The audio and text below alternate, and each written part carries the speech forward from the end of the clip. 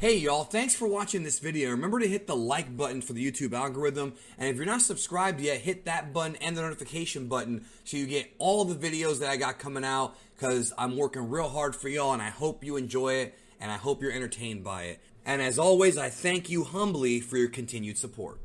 Sometimes I wonder how much of the Dragon Ball Super manga is Toyotaro doing what he wants to do, how much of it is what Shueisha and Toriyama want him to do, and how much of it is stuff that he does just to please the fanboys and fangirls of Dragon Ball.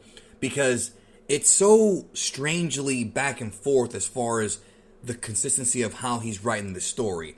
Last manga chapter, I really heavily criticized his decision to write Goku the way he did. This manga chapter was a tremendous improvement. Chapter 66 was actually a lot of fun to read, and also I feel like at the same time, he's using somewhat cheap gimmicks to kind of get over, but it worked here, I think. And I think the reason for that is because he was smart enough to wrap up this sort of fan service with a lot of actual real drama. For example, they stacked the deck against Goku in the last manga chapter because Whis warned everybody that Moro exploding could damage the galaxy, and not only that, destroy the Earth as well, and that it seemed like there was no chance at all for Goku. But because of Goku and his friends and their resolve and resilience and ability to use teamwork, they were able to triumphantly defeat Moro in this manga chapter. This is nothing new for Dragon Ball, and there's a lot of resemblance here to both the Cell and Buu arcs, and we've made comparisons between the Moro arc and previous arcs many times because really a lot of Toyotaro's stuff is borrowed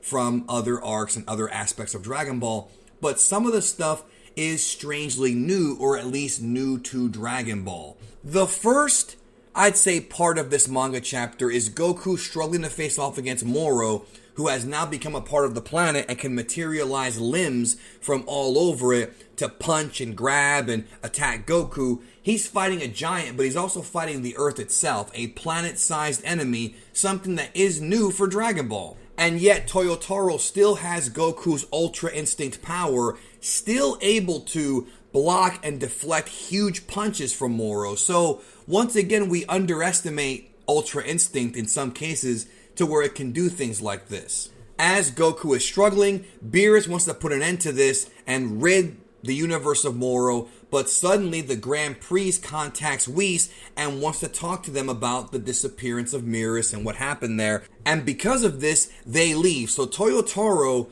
and I'm so happy he did this because I've been complaining about this for a long time, he was able to remove the gods from the equation and let the battle be between Moro and Goku and his friends and nobody else.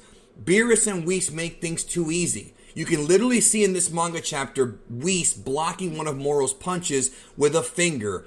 Whis' finger is the most dangerous finger we've seen in Dragon Ball, it seems. Even more so than Frieza and even Piccolo's and Nappa's. This dude can do amazing things with his fingers.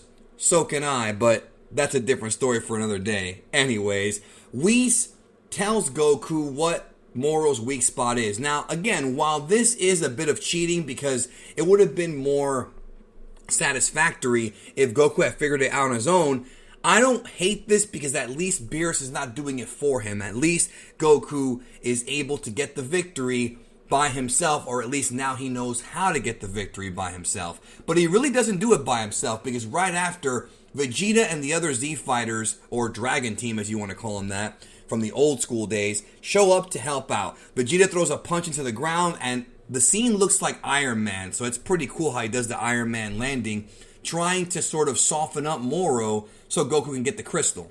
Because it seems like Moro is aware that Whis told Goku the secret and is trying to hide the crystal sort of inside of his earthly form, his earthly forehead, for lack of a better term.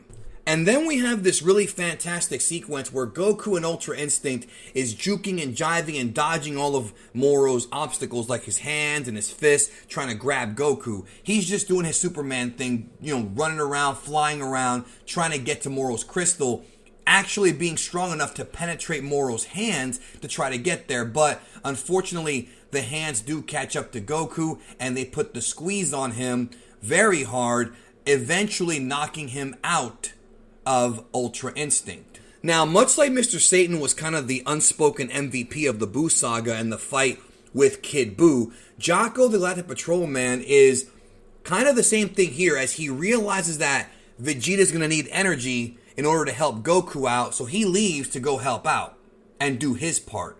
Although he has no powers, he can at least be a communicator.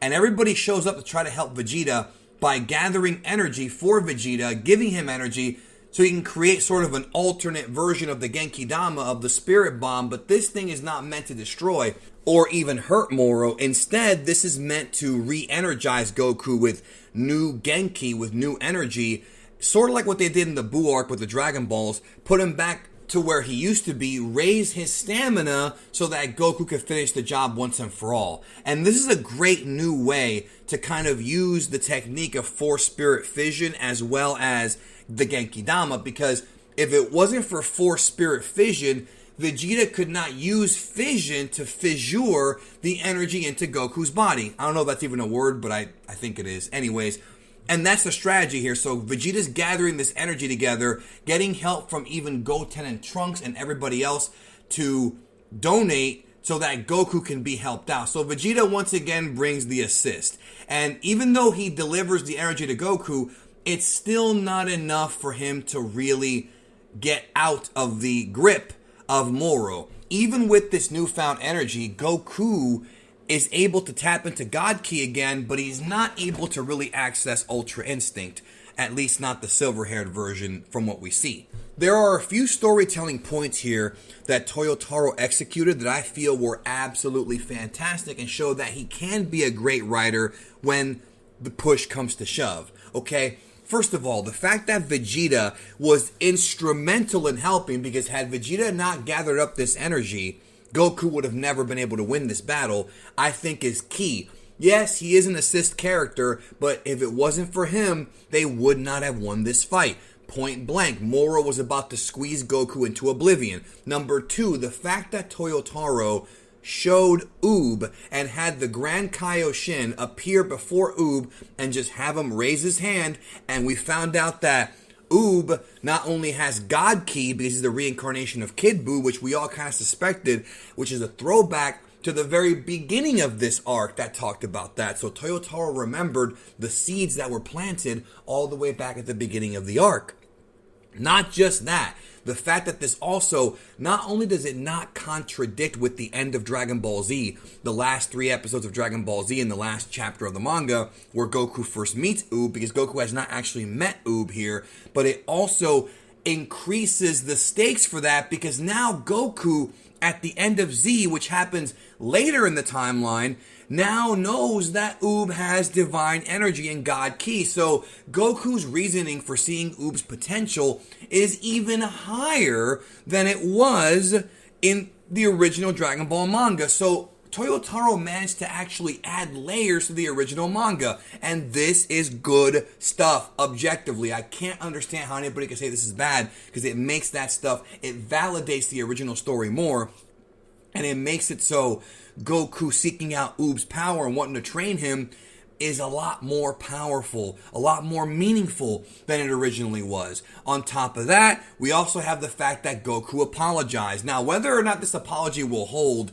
is one that we kind of have to wait and see, but finally, Goku realized that he made a mistake in the last arc by giving Moro a Senzu and allowing them to be put in this situation. At the end of the day, the real heroes here, not just Goku, of course, is the hero, but Vegeta and Oob. These two characters, and to a degree even Jocko, these characters are the ones that really helped Goku win this battle and ultimately defeat Moro.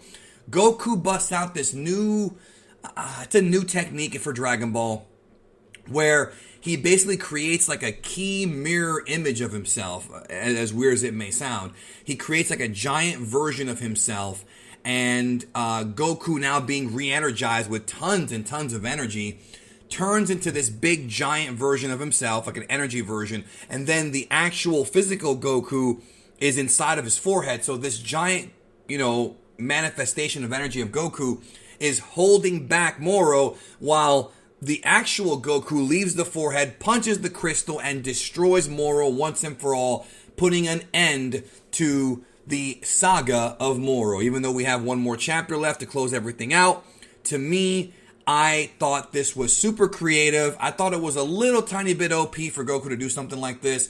But honestly, I think it worked. I think it was an effective victory. And I think Moro has now been, well, I don't think, I know Moro's been destroyed. Whis senses it and he smiles, realizing that Goku was able to do it on his own without the help of anybody else. Moro is destroyed now.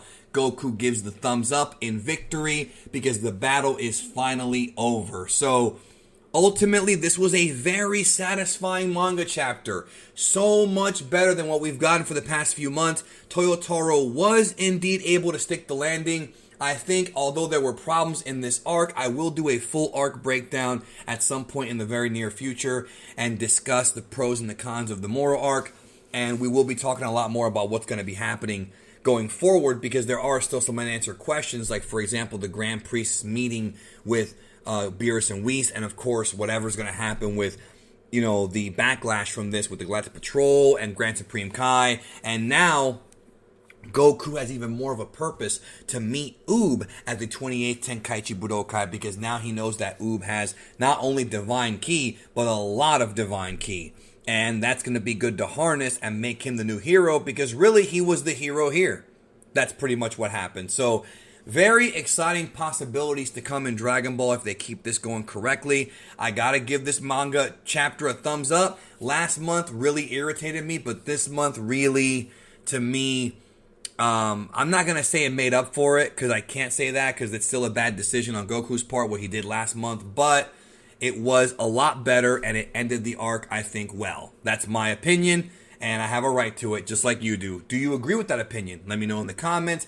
We will probably be streaming very, very soon, in a couple days here, discussing the manga. Subscribe, like the video. Thank you, as always, for watching, and I hope you have a great day, and we'll talk soon.